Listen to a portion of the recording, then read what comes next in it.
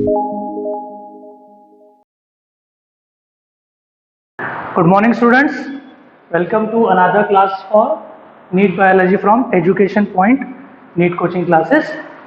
So, in the previous lecture, we have discussed definitions for biology, living organisms, what is life, and what are different characteristics for living organism. Okay?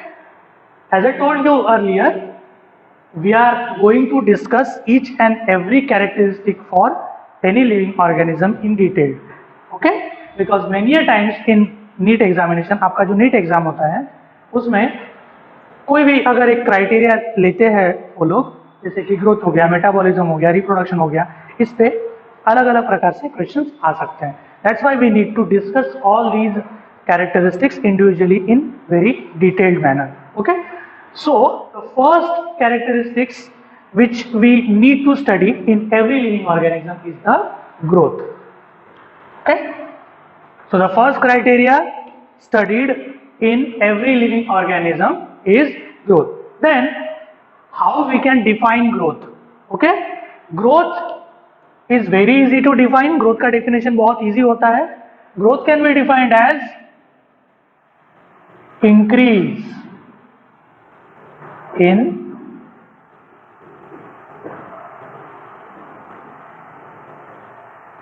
number of cells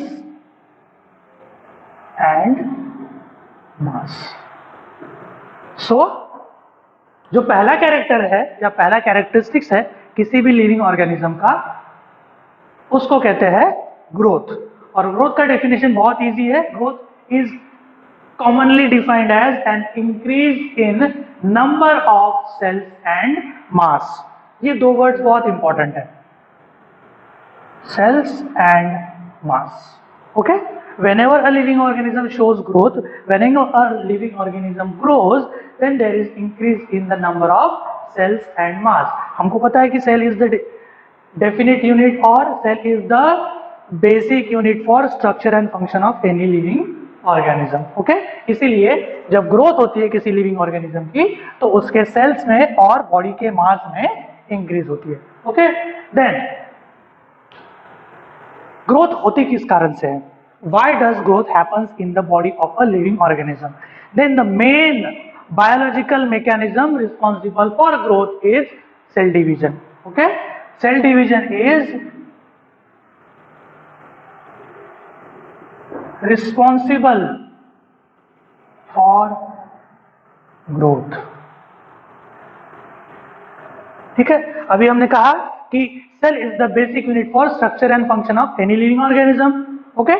So whenever there is a cell division मतलब parent cell का division होके daughter cells बनते हैं. This is why whenever cell division occurs, there is an increase in the number of cells and the mass of any living organism. So the main biological mechanism responsible for growth in the body of living organism, they can be multicellular organisms or they can be unicellular organisms. The main biological phenomena responsible for growth is cell division. Okay? Then requires energy. Growth ऐसे ही नहीं हो जाती. Growth requires energy. तो ये energy हमको किस में मिलती है? मेटाबॉलिक पाथवे से मिलती है. ठीक है? ग्रोथ होने के लिए एनर्जी की जरूरत होती है और ये एनर्जी हमको किससे मिलती है? Metabolic pathway. Now metabolic pathway are of many types. Okay? Metabolic pathway can be for carbohydrate,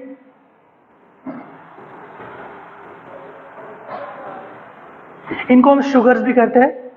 ठीक है? Then metabolic pathway can be for proteins, metabolic pathway can be for fats.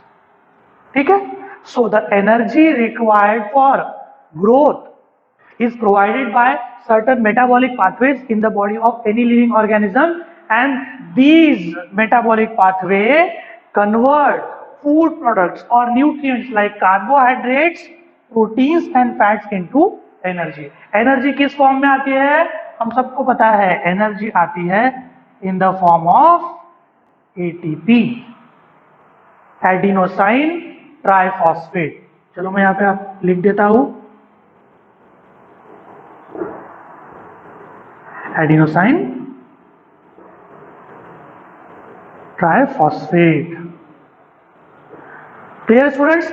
तो हमने क्या देखा, किसी भी लिविंग ऑर्गेनिज्म के body में अगर ग्रोथ होनी है, अगर उसकी बॉडी की या उसके सेल की ग्रोथ होनी है, तो हमको क्या चाहिए होती है, एनर्जी चाहिए होती है। तो ये एनर्जी हमको कौन प्रोवाइड करता है, मेटाबॉलिक पाथवे। मेटाबॉलिक पाथवे किसको यूज करते हैं, फूड प्रोडक्ट्स यानी कि न्यूट्रिएंट्स को यूज करते हैं। तो 3 मेन न्यूट्रिएंट्स होते हैं, कार्बोहाइड्रेट्स, प्रोटीन्स एंड फैट्स। तो इनको यूज करके मेटाबॉलिक पाथवे किस फॉर्म या किस प्रकार में या किस रूप में एनर्जी को क्रिएट करता है, एटीपी, एडिनोसाइन ट्राइफॉस्फेट। और इस एनर्जी को यूज करके हमारी बॉडी में ग्रोथ होती है। ठीक है, then there are certain factors which affects the growth in the body of any living organism. Again, same is applicable to multicellular organisms like humans and plants, and same is applicable to unicellular organisms like bacteria, fungus and protozoa. So what are these factors which influence the rate or the process of growth? These are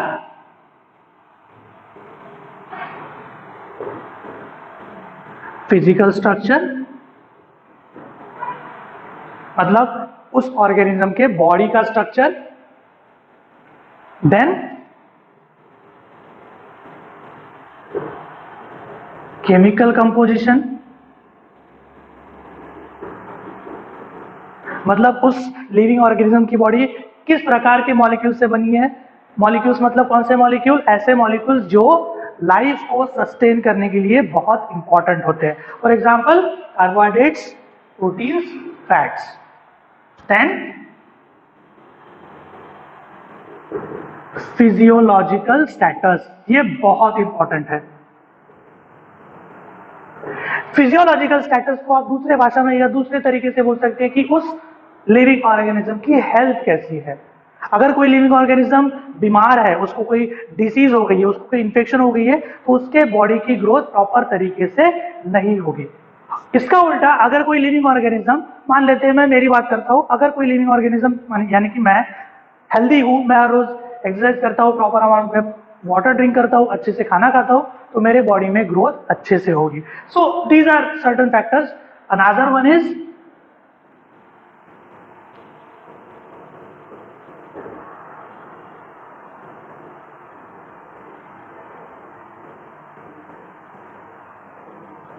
environmental factors. Environmental factors का भी बहुत जरूरी part होता है in the regulation of growth.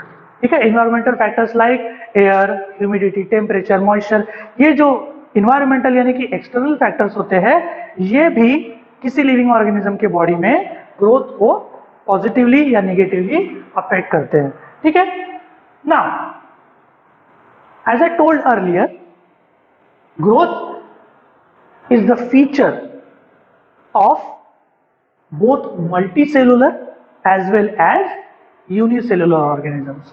ठीक है, तो अगर आपके पास कोई मल्टीसेलुलर एनिमल है तो उसके बॉडी में भी ग्रोथ होगी, और अगर आपके पास कोई यूनिसेलुलर ऑर्गेनिज्म है तो उसके बॉडी में भी ग्रोथ होगी। लेकिन यहां पे एक कंसेप्ट है, मल्टीसेलुलर ऑर्गेनिज्म की बॉडी में जब ग्रोथ होती है तो उनके बॉडी का मास इंक्रीज होता है। हम यहां पे लिख सकते हैं increase in body mass. So whenever, always remember students, whenever there is a growth in the body of a multicellular organism, there is an increase in body mass. So what happens in the unicellular organism? Again, whenever there is a growth in the body or in the cell of unicellular organism, there is an increase in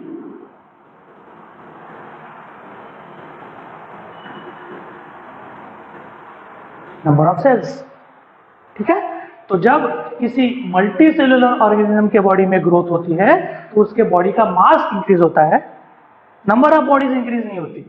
मतलब मेरे body में अगर growth होती है तो मेरे 2 carbon copies नहीं बनते, मेरे बॉडी में अगर ग्रोथ होती है तो मेरे बॉडी का सिर्फ मास बढ़ेगा, क्योंकि I am a multi cellular organism.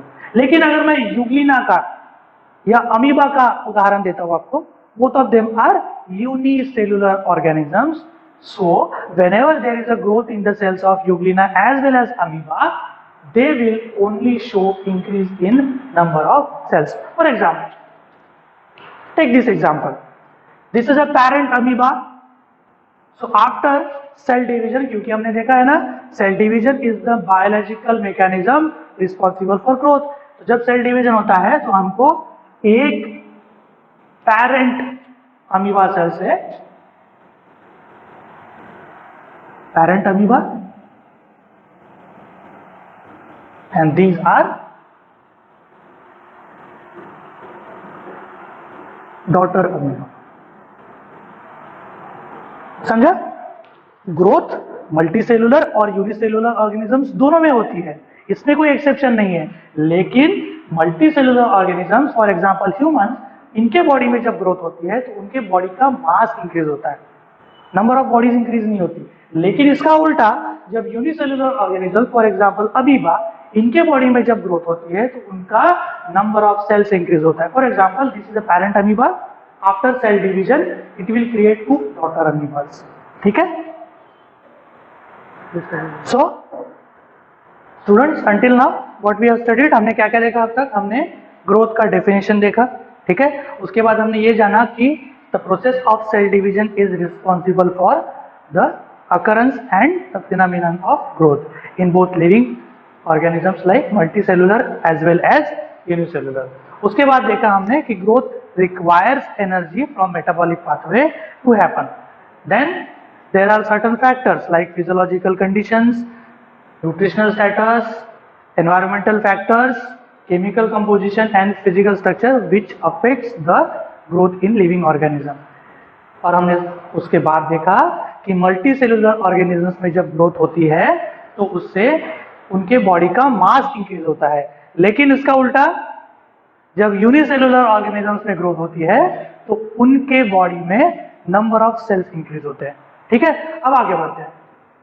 These are few more important aspects we need to consider while studying the phenomenon of growth in living organism.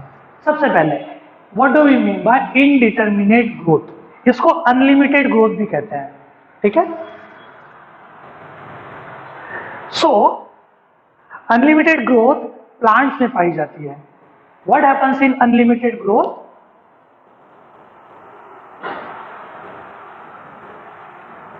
Throughout life, मतलब ग्रोथ पूरे उम्र भर होती रहती है। It never stops until death. जब तक plant की या उस लिविंग ऑर्गेनिज्म की ग्रोथ स्टॉप कब तक नहीं होती? जब तक उसकी डेथ नहीं हो जाती। ठीक है? तो indeterminate growth is through out life until death.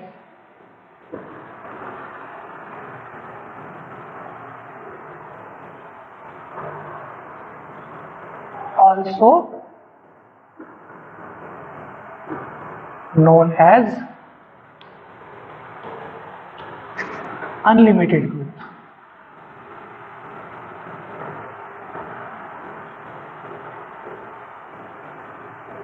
और ये किस में पाई जाती है?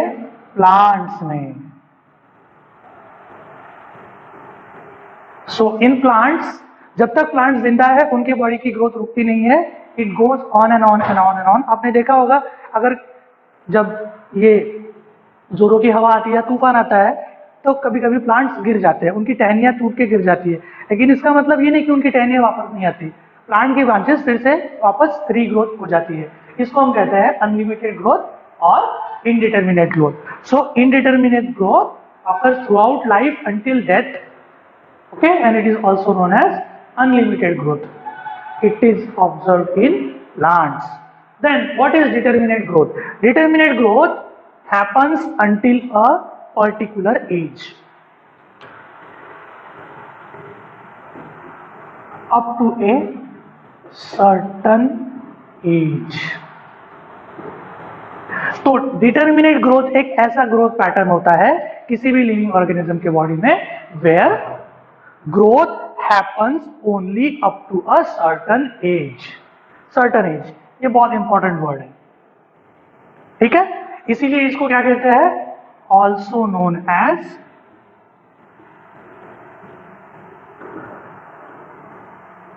Limited growth. इसको हम क्या कहते हैं, limited growth.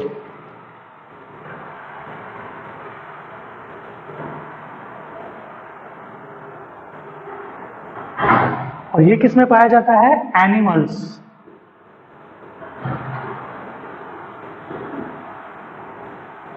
Of course including humans, मतलब हम। So what is determinate growth? Determinate growth is a growth pattern where growth in the body of a living organism takes place only up to a certain age। एक particular age तक ही उस living organism के body में growth होगी, उसके body के number of sales बढ़ेगा और मास बढ़ेगा। This is known as limited growth. और लिमिटेड ग्रोथ किसमें पाई जाती है, एनिमल्स में ना। आफ्टर अ सर्टेन एज और एज ऑफ मैच्योरिटी, जब तक ग्रोथ होती है, उसके बाद एनिमल्स में क्या होता है, ग्रोथ नहीं होती, नहीं होती, लेकिन सेल डिवीजन जरूर होता है, ठीक है। After age of maturity in animals cell division keeps on going.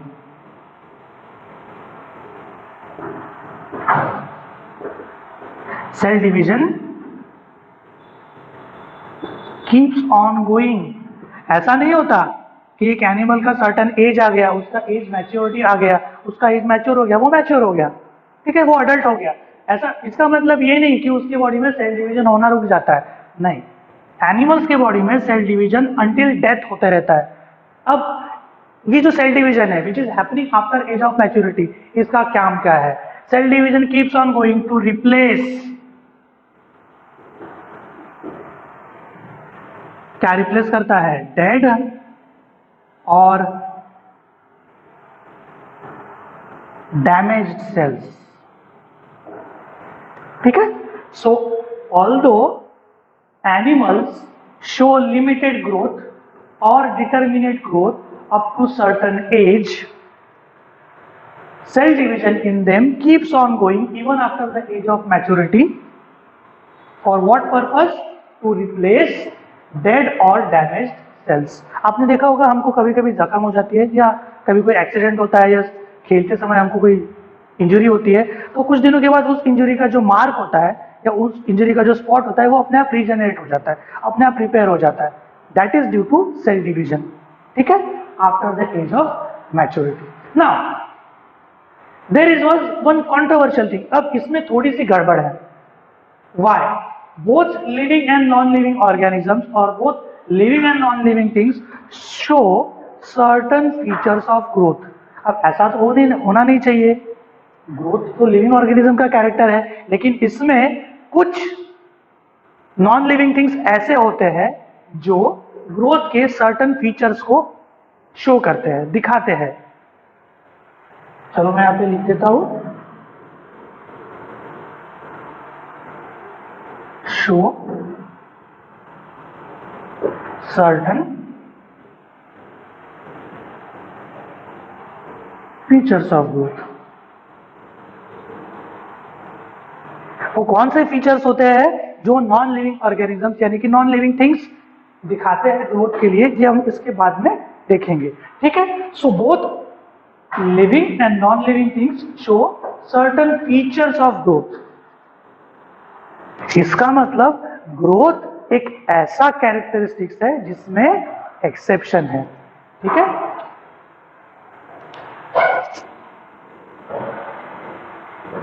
This means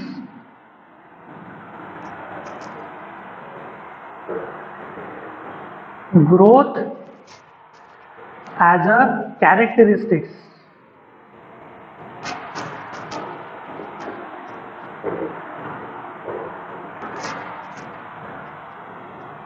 has some exception। ये वर्ड बहुत important students, exception.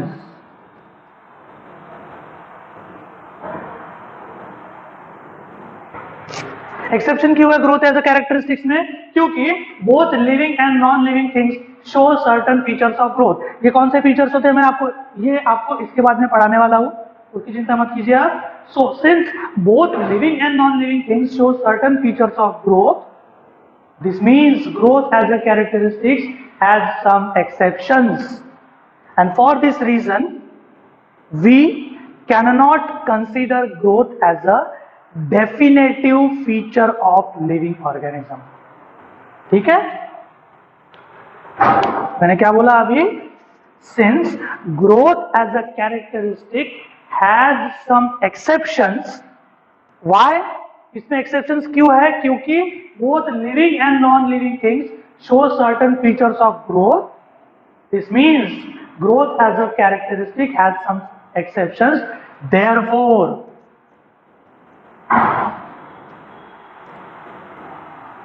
growth cannot be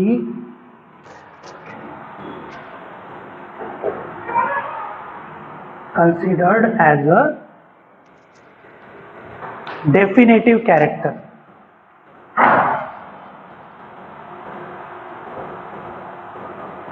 definitive characteristics।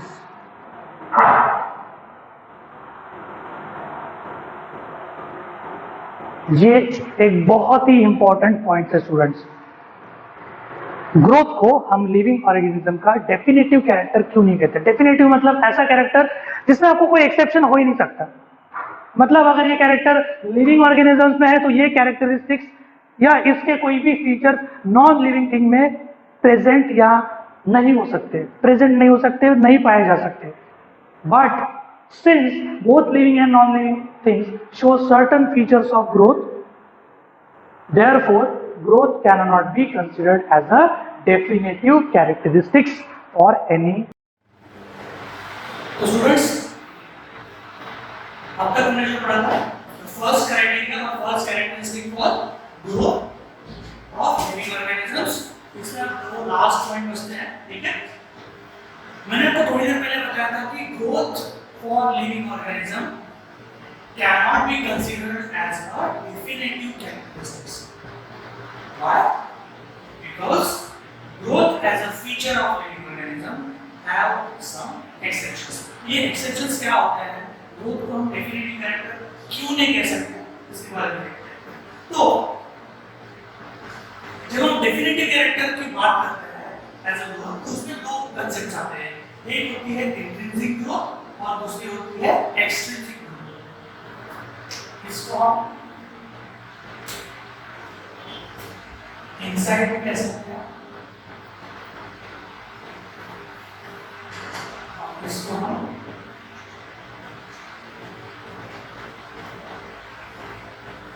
outside place। So, intrinsic growth in observed in living organisms।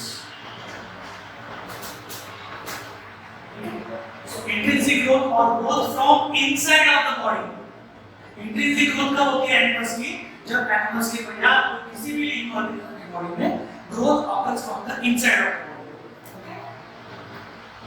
और growth की उसके कारण होती है sedimentation के कारण। So whenever there is an intrinsic growth or growth from inside in the body of a living organism, there is increase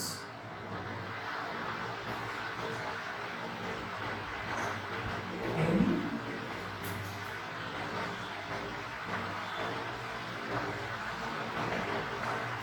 number of, इसका number बढ़ता है सेल्स का, सेल्स और mass। ठीक है, so the first aspect of growth is intrinsic factor or intrinsic growth, which is also known as inside growth। क्योंकि living organism की body में जब भी intrinsic growth होती है तो growth happens from inside of the body, and due to intrinsic growth or inside growth there is increase in number of cells or mass of the body।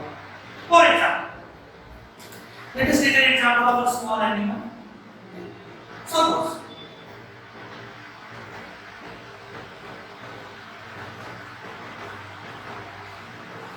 एक human being है, we will call it as a child. So after few years,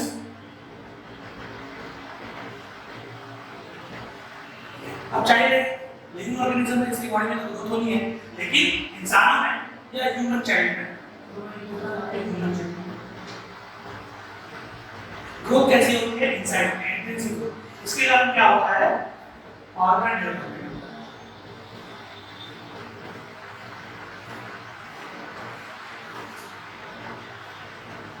ठीक है, so in case of intrinsic growth there is a growth from inside of the body. ठीक है, body के बाहर कुछ growth नहीं हुआ। ठीक है, जिस प्रोपोर्शन में हमारे हैंड्स और हमारे लेग्स ग्रो होते हैं, हमारे फिंगर्स ग्रो होते हैं, उसी प्रोपोर्शन में होंगे। ओनली द मास और number of cell of the body will increase from the inside. ठीक है, समझ में आया? So this is the scenario of intrinsic growth which takes place in living organisms. Now what happens in the extrinsic growth? Extrinsic growth कब होती है? जब ये extrinsic growth होती है non living organisms, यानी कि non living things।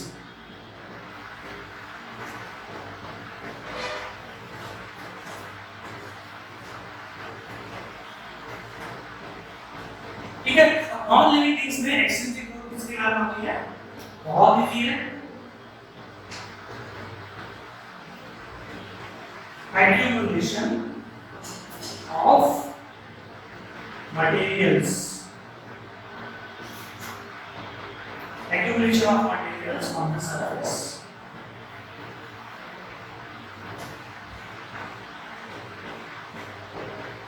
ठीक है, so extrinsic growth or growth from outside takes place in living organisms or non-living things or non-living subjects or objects due to accumulation of materials on the surface।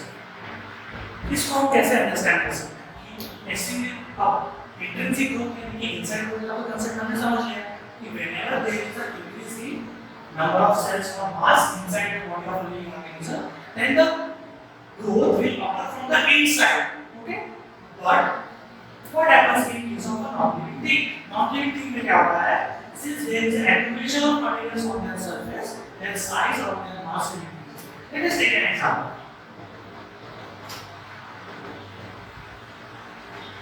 This is a soil surface or this is a surface of a mountain or a rock. After a few times or a few years,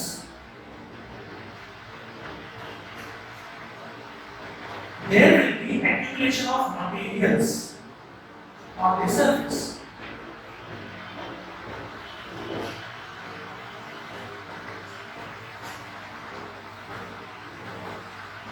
ठीक है, so these soil sand and dust particles accumulate।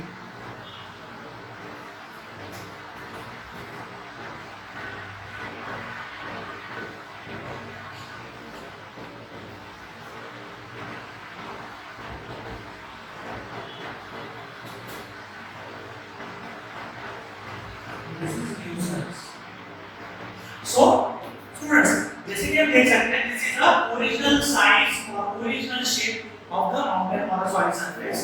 After some time, particulate materials such as soil particles, sand particles, or dust particles gets accumulated on the top of this original size matter or mountain or a boulder or a stone, and after few years or few months, the size of the original mountain increases। This is also growth because size has increased, mass has increased, okay? But since mountain is a non-living thing, it is not composed of cells। आपको पता है कि cell is the unit of life, but mountain or any non-living thing does not contain any cell।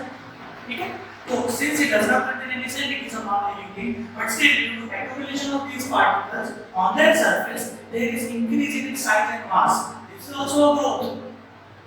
But this is not as similar as intrinsic growth. Intrinsic growth जो living organisms में होती है वो होती है सेल डिवीजन के कारण। तो क्या करेंगे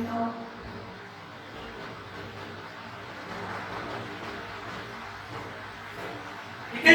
और एक्सटेंसिव ग्रोथ होती है इसमें नो सेल डिवीजन, यहाँ पर कोई सेल डिवीजन कोई नहीं सकता। माउंटेन क्या है? माउंटेन नॉन लिविंग है। माउंटेन लिविंग है तो माउंटेन नॉन लिविंग होने के बावजूद उसके सरफेस पे सॉइल सैंड और डस्ट पार्टिकल्स एक्यूमुलेट होते गए। कुछ साल के बाद उसका मॉलिक्यूलर साइज इंक्रीज होता गया, उसमें ग्रोथ जरूर है लेकिन this is not a natural growth और this is not a intrinsic growth. अब समझा ग्रोथ में एक्सेप्शंस क्यों है? ग्रोथ में एक्सेप्शंस इसलिए है क्योंकि human child being a living organism shows growth of certain features of growth and non-living mountain or a stone or a boulder being a non-living thing again non-living होने के बावजूद mountain ने due to accumulation of particles अपने size में increase किया, मतलब उसने grow किया। ये भी ग्रोथ है लेकिन ये नेचुरल ग्रोथ नहीं है। इसीलिए हम ये कहते हैं कि ग्रोथ लिविंग ऑर्गेनिज्म का कैरेक्टर जरूर है बट क्योंकि उसमें एक्सेप्शंस है इसीलिए हम ग्रोथ को नॉन डेफिनेटिव कैरेक्टर मानते हैं। यानी कि ग्रोथ को हम डेफिनेटिव या कंफर्म कैरेक्टर किसी भी लिविंग ऑर्गेनिज्म के लिए नहीं मानते। ठीक है।